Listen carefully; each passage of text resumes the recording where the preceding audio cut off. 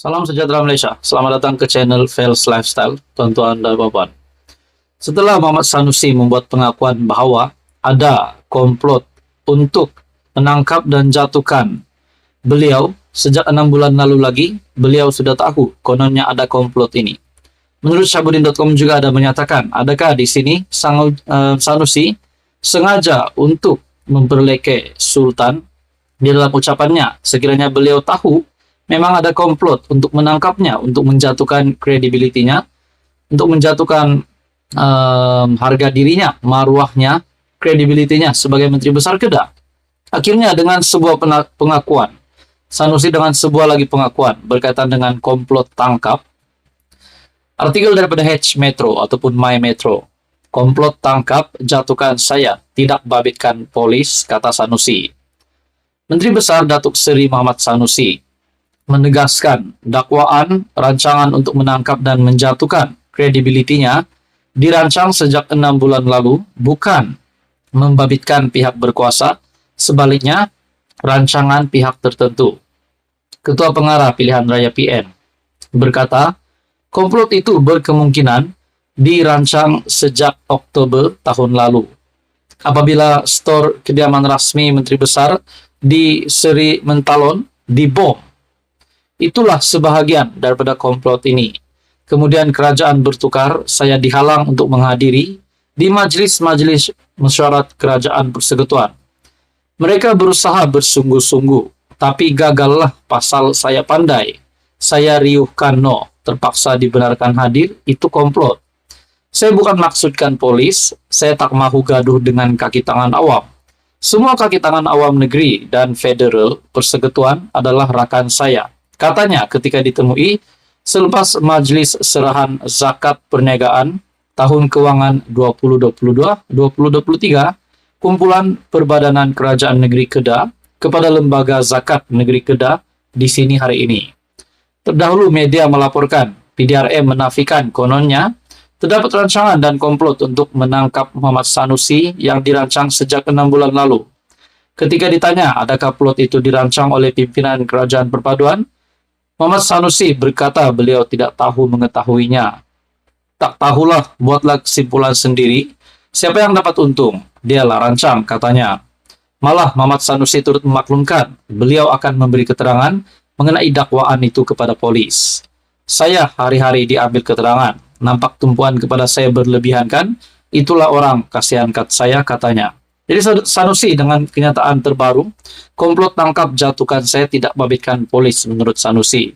Dan yang mengejutkan adalah Ketua Pengarah Pilihan Raya PN berkata, komplot itu kemungkinan dirancang sejak Oktober tahun lalu apabila stor kediaman rasmi Menteri Besar di Seri Mentalon dibom. Jadi saudara-saudara, apa komen Anda? Teruskan bersama di dalam channel ini untuk info yang seterusnya. Halo semua, salam sejahtera Malaysia. Selamat datang ke channel Fels Lifestyle.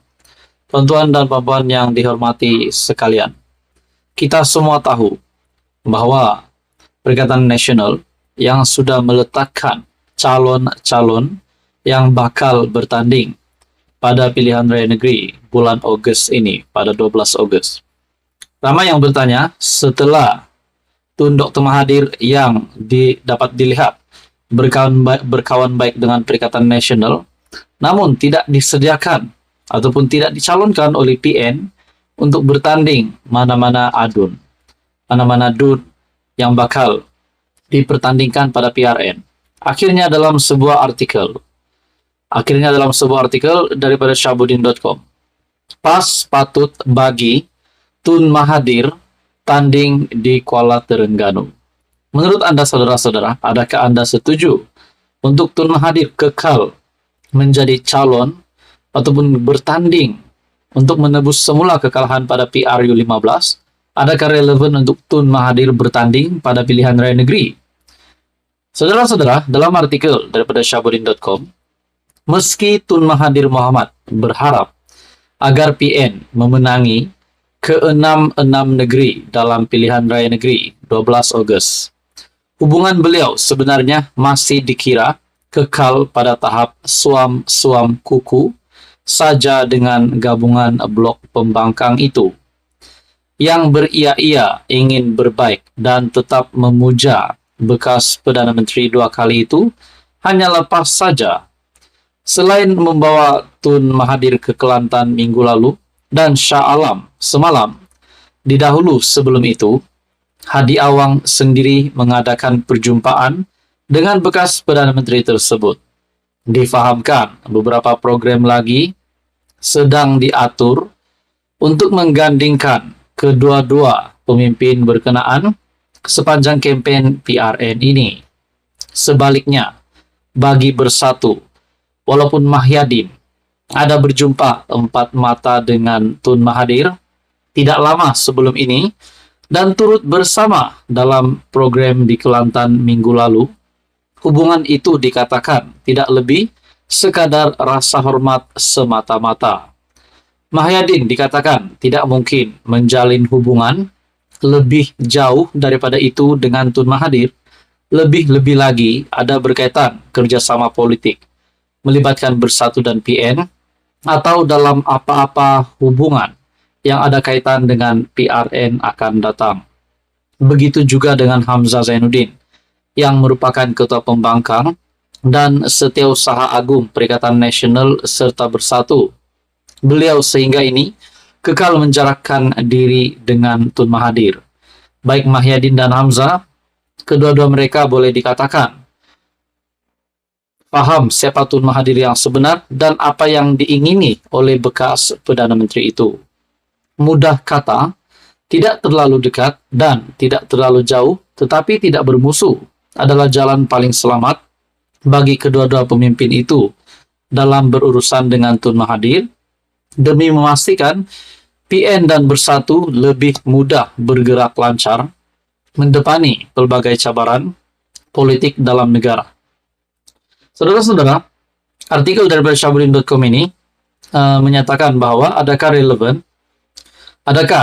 pas patut bagi Tun Mahathir tanding di Kuala Terengganu? Menurut Syahbudin, pas patut bagi Tun Mahathir tanding di Kuala Terengganu. Namun persoalannya kita dapat melihat bagaimana hubungan Hadi Awang dan Mahathir berbeza sekali dengan hubungan di antara pengurusi Perikatan Nasional dan Ketua Pembangkang itu Hamzah Zainuddin di antara kedua-dua pemimpin ini bersama dengan Tun Mahathir.